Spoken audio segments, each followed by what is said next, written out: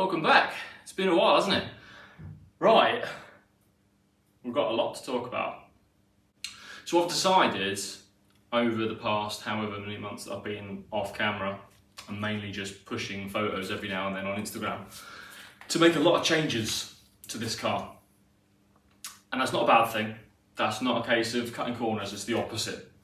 It's the fact of if I don't do these things, it'll be finished and I'll regret it. So, this car has a few things that are going to be different. Number one, it's going to have a new engine. Number two, it's going to have different wheels, hubs, brakes, the whole lot from what I was originally planning. Number three, it's going back to Jake to have more fabricating work done so that it can just be right. So, let's talk about it. Change number one, the engine. If you follow me on Instagram, you'll be aware that I have recently bought individual throttle bodies for this car, right? The issue I have is that I have been looking around about how to modify an F4R engine. I found a video on YouTube and it was a guy with a Clio 197 with an F4R and he was running it NA, so no turbo, no supercharger. And he had gone for high compression pistons. He was running something ridiculous, like 12.8 to 1, right? And he was making 230 horsepower. The engine build had cost him £10,000. On that note, I had always considered going for this other engine, which some of you will probably guess already, because it's the only engine that you can just go, well, it's 2 litre, it's 4 cylinder, and you can make 270 to 300 horsepower with some work, naturally aspirated. A lot of people can't seem to understand this. Oh, you should put an F4RT in. Okay, it's a Super Touring replica. Super Touring cars didn't have turbos. Oh, well you should put a 3 litre in. It was a 2 litre spec class. You can't run it with that. Oh, well, it has to be a Renault engine. Let me tell you something real quick, okay? People are going, oh, it needs to be an F4R. One, it was based off an F7R, not an F4R.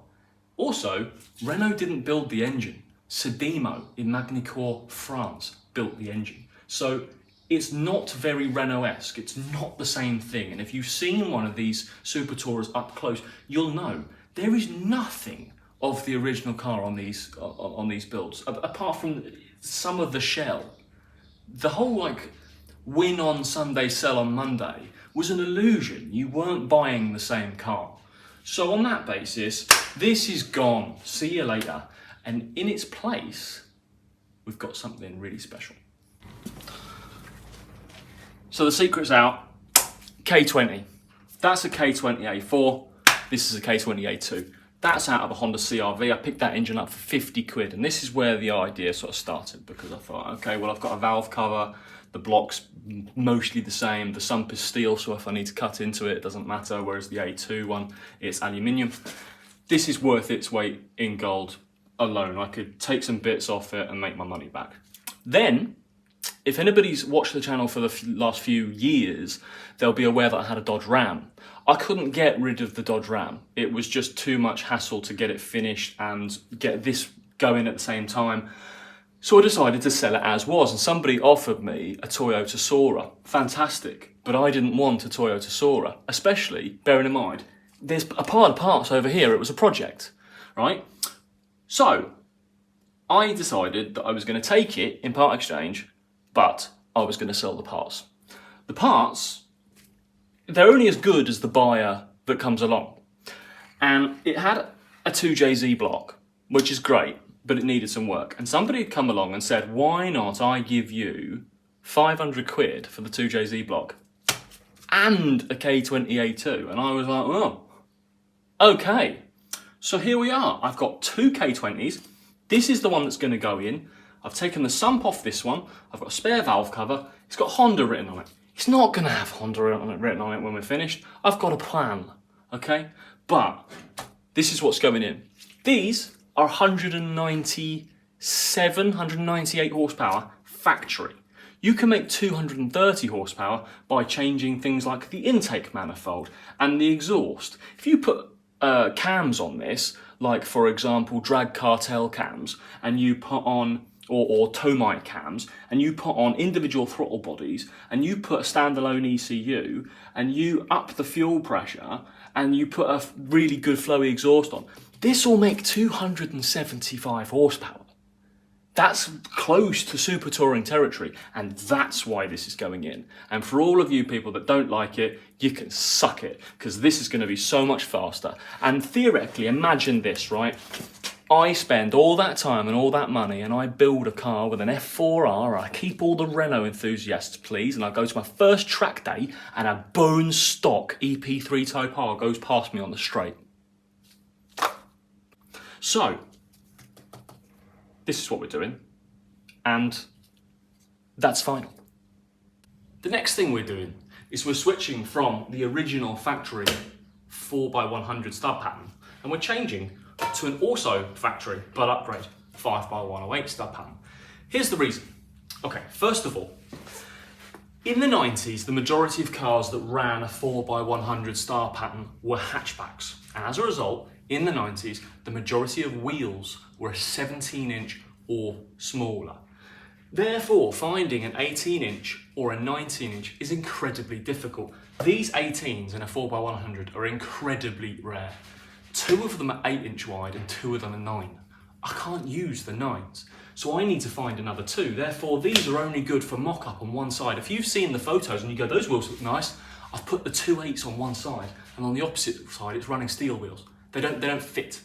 So, these will be going up for sale, and in its place, the same type of wheel in an 8, but it's an 18x8 with 5x108 stub pattern. Now, here's the important thing. 5x108 stub pattern is a factory size for this car.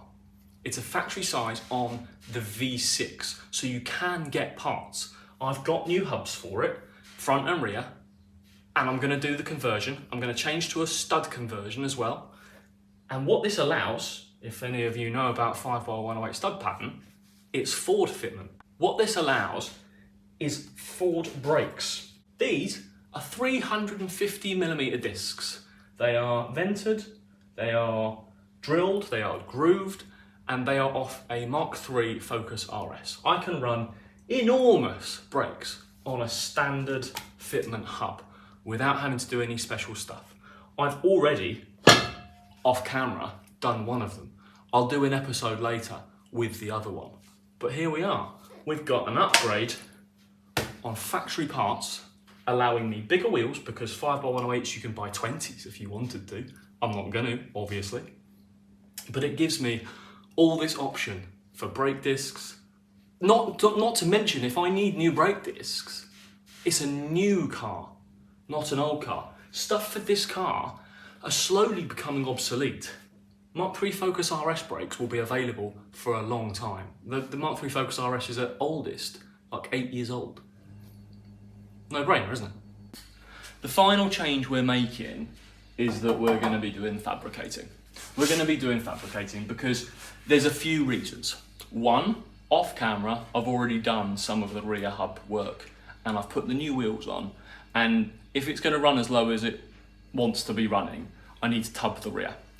If I'm going to tub the rear and I'm also going to run a new engine that doesn't have engine mounts that fit this car, I need to cut this out and the bracketry on the other side, and we need to make something. While I'm at it, let's cut that out. Let's tub this arch.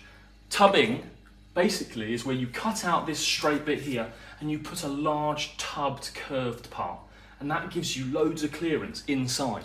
So I'll be able to have these bigger wheels running lower, and it'll give me the clearance where on a factory setup I would rub the arches and I would have limited lock.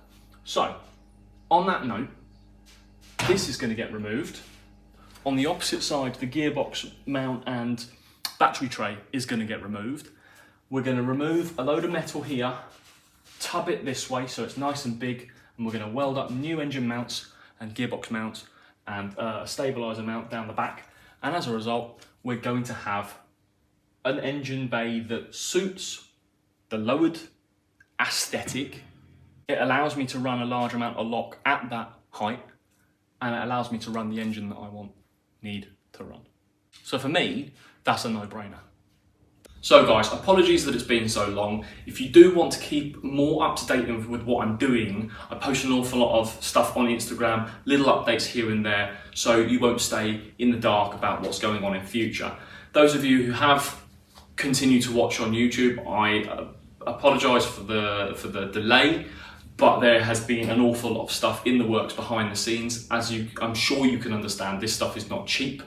The commitment to go with a whole new engine type is going to be expensive. The commitment to change wheel hubs and brakes and all sorts of stuff like that is four figures. It's easily into the thousands. All that said, I will be uploading fairly soon the video of swapping over to this. As I said earlier on in this video, I've already done some of the rear, I've already done this side. I've also picked up some tyres off a name you might recognise, Stephen Denner. He was the one that did the transport for me when I took this by trailer to go get the fabrication work. He's also supplying me with a set of 210 640 18 slick tyres. Lovely.